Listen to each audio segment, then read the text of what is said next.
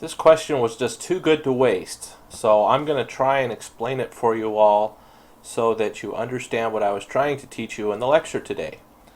Now here's the foundation of the problem. You're going to go out and purchase some equipment for your business, right up here. Even if you had some cash, you're going to go out and try and cut a deal for yourself. So you went and found two different offers from different banks. And in order to make the math a little easier for you, I said you can assume that the rates on each offer are the same.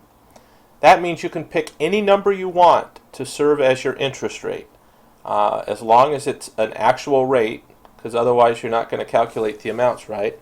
Try picking just 5%, which is what I did for this question. If I gave you this on a test, I could say offer 1 here would be 30 down plus 3 equal monthly payments at a simple interest rate of 4%. And then I could say offer 2, 25% down plus 5 equal monthly payments at 4.5%, or some other assumption. In fact, I might well do that.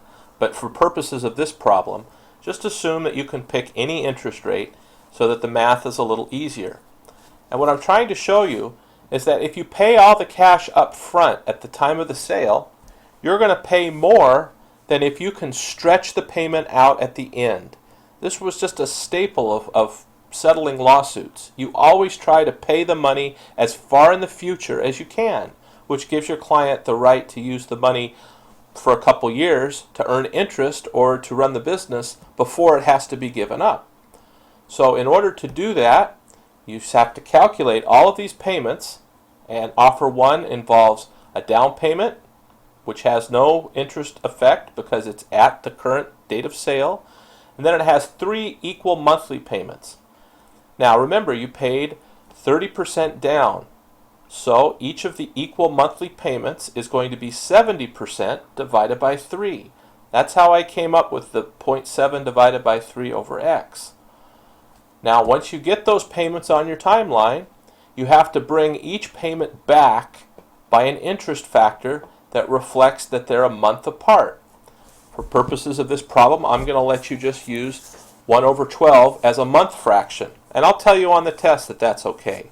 If I were to tell you, for example, that payment 1 was on a certain date, payment 2 was on a certain date, and payment 3 was on a certain date, you would use your date calculator to figure out what dates you're going to put into these interest factors that I'm circling.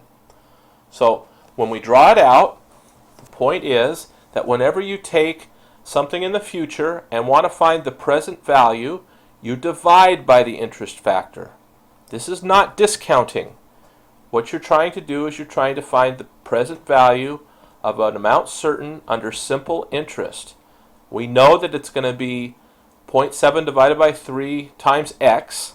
That's the amount of the payment. But we're going to discount it back. Sorry, I used a bad word there. We're not going to discount it. We're going to take the value back according to the interest. We're going to divide. I used discount, but forget I said that. So now we come down here, and let me move this down. Assume your rate is 5%. Just pick that 5%. Because it's the same, it doesn't matter. I don't want you being confused by the rate. The point here is for you to be able to draw up these fractions that show the value of each payment. Again, the down payment is 0.3 times x. You don't have to mess with that number because it's the date of the sale. But the next payment is 1 month out. So I have to divide by 1 plus r, which is my rate, times 1 over 12 to show that this payment needs to come back 1 month. The second payment comes back 2 months. So now it's 2 over 12. The third payment comes back 3 months. So it's 3 over 12. When you do the numbers, what you end up getting are these numbers here. And if you look at the fractions, you can see that you're only going to add a very tiny amount with this number. You're going to add a little bit more on this number, a little bit more on this. The numbers increase. That's because the interest rate that you're going to bring it back is times a larger fraction of time. Okay, 1 month versus 2 months versus 3 months. So when I add up all my x's, once I do my math and come up with these numbers, I can see that at the focal date of the date of sale, this offer 1 is going to be 0.9942 times whatever the price of the equipment. For example, if our equipment was going to be $100,000, then the present value of the payments would be $99,420. So now we know that offer 1 has a present value of 0.9942 times whatever the equipment is. Hold that thought. Now let's go down to offer 2. If I can pull it down here.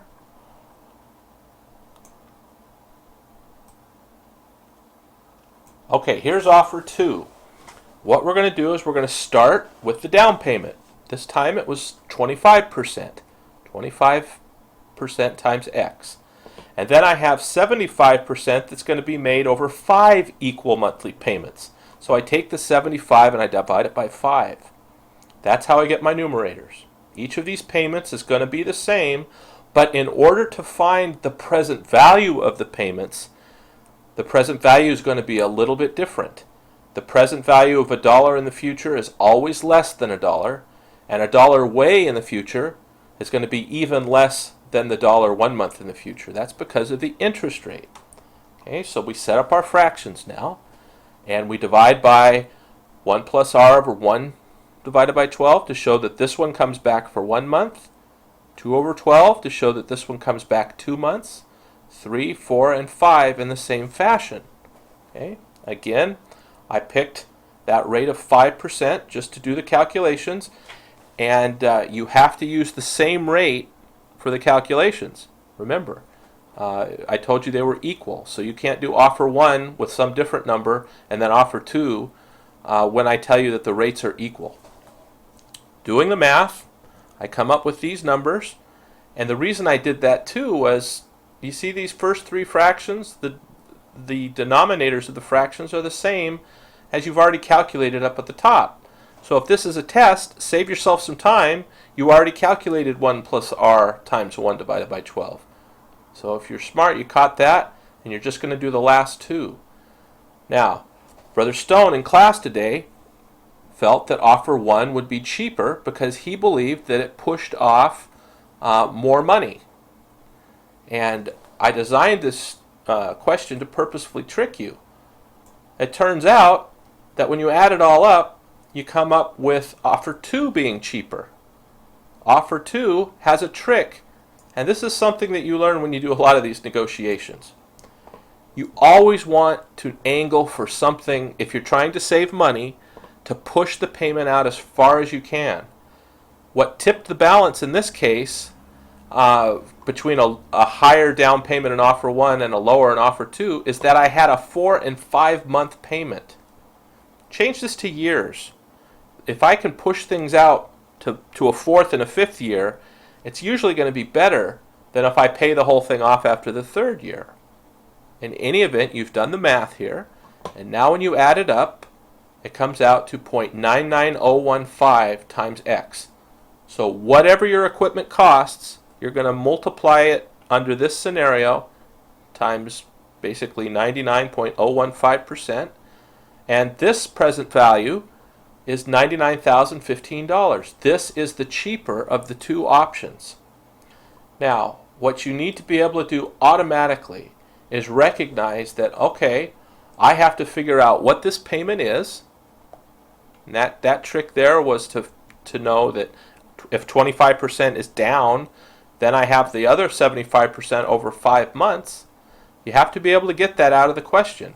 Or I could say I pay 25% today, I pay 25% this date, 25%. I could tell you what it is, and you can set that up against X. But then the trick is the time value of money. That's what the whole class is about. So the trick is being able to divide by the proper fraction. And when I do something this complicated, I'm going to give you an easy way to do it. I'll either say I'll give you actual years or months. But the trick is that you can run each of the scenarios all the way through this ugly math to a number, and then you can see that, aha, Brother Watkins was being tricky. It cost $99,420 under offer 1, and it only cost $99,015 under offer 2. That was what this problem was supposed to help you with, and I hope that you can rewind this, take a look at it again, but you really need to be able to do a problem like this. And I'm going to make sure that our next quiz has sufficient time to allow you to do it. I may give you a little bit of extra time, but it's going to be a problem just like this on Wednesday.